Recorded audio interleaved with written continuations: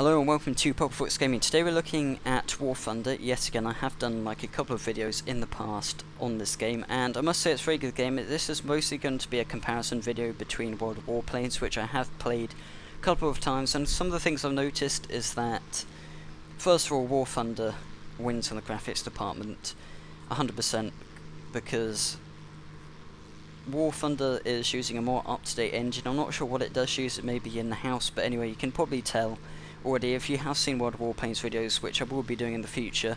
You can probably tell that this game does look quite aesthetically pleasing. I can look around here. This is the Catalina bomber, and we did take off from water. It does look very nice. It kind of looks like a boat underneath, which is kind of why it can take off from water essentially, but it is pretty cool. You can see the gunners in the back. You probably all know this vehicle, I'd imagine, and yeah, it is like a very fun plane. But going back to the comparison, basically World of Warplanes, yes, is using slightly outdated engine. It does work for more people though, which is kind of good, but it does lack a lot of features. So first of all, if I press V, I can go around all sorts of different views, such as this gunner back here. I can like shoot from the sides. Bombers usually are quite vulnerable because they are quite heavily armed, but they can't really get away from many people, and a few fighters can rip them apart quite easily.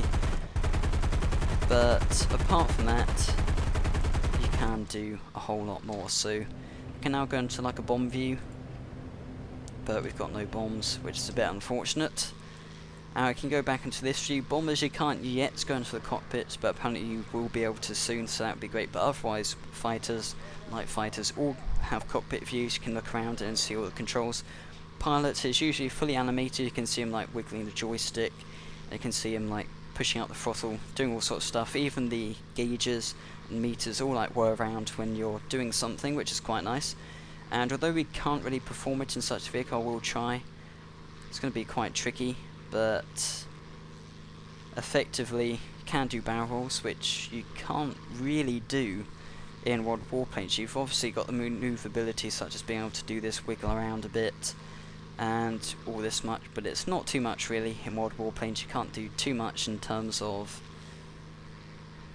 maneuvers and such to get away from enemies, which is not too great really for an arcade game. This is kind of it can be a full sim, it can be an arcade, but World of Warplanes is kind of like a basic arcadey type game. It is good, I mean they've got stuff in there, but the damage system in this as well is a lot better. For example, I probably will end this pretty shortly because it's just like kind of a review. I haven't really played it enough to tell you a whole load about it, but even the damage system, if you shoot at the wings, wherever their fuel tanks are, which sometimes are in the wings, they're going to catch fire.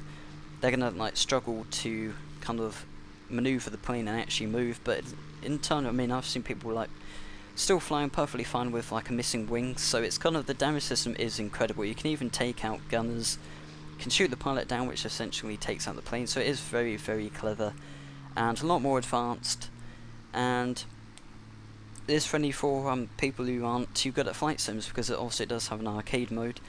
And yeah, I would definitely recommend War Thunder. World of Warplanes, I do suggest you probably still get it and give it a go, because obviously World of Tanks and such, but War Thunder are planning to add in tanks, ships as well, which is kind of what Wargaming are doing, but instead they're going for separate games, which is kind of quite good, but it'll be interesting to see how War Thunder pulls this off, because they've obviously got to balance everything. We don't want like little planes being able to shoot down tanks. We want them to be able to bomb them, but not to particularly shoot them down with like a 7mm gun. But I'm just going to show you a bit of the damage system at this point. So usually World of Warplanes, if I crash this, would essentially, yeah, we'll be dead. It'll just be like a tiny little explosion. In fact, the explosions in this are a lot better. Bombs blowing up buildings, blowing up other planes. The fire's more spectacular, the particles are much better. But yeah, just for an example, this is just kind of the crash example, whereas in World of Warplanes, if I actually crashed, even if I just touched the ground, it would just be like a small explosion. Whereas this is a lot more realistic. I kind of slid across the ground. Obviously I'm not going to be able to take off, I've got no gears and I'm slightly damaged, but it's kind of a lot better because the plane responds to how you crash it. It's not just like a generic explosion, poof, blown up, which I think is pretty good. It is quite fun, but Anyway, thanks for watching this short video today, guys. Hope you did enjoy the video, and if you did, remember to like and subscribe. See you next time.